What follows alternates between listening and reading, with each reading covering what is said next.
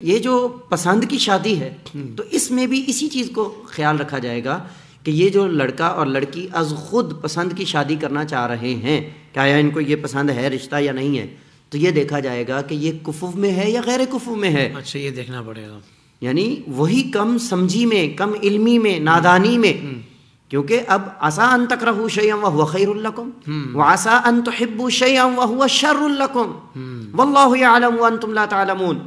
اللہ تعالیٰ قرآن مجید میں ارشاد فرماتا ہے ممکن ہے، قریب ہے کہ ایک چیز جس کو تم پسند کر رہے ہو وہ تمہارے لیے بری ہو، اور ایک چیز جس کو تم ناپسند کر رہے ہو وہ تمہارے لیے بہتر ہو۔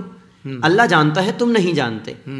تو پسند کی شادی کرنا یہ ناجائز نہیں ہے، جائز ہے، لیکن اس سے پہلے استخارہ کر لیا جائے۔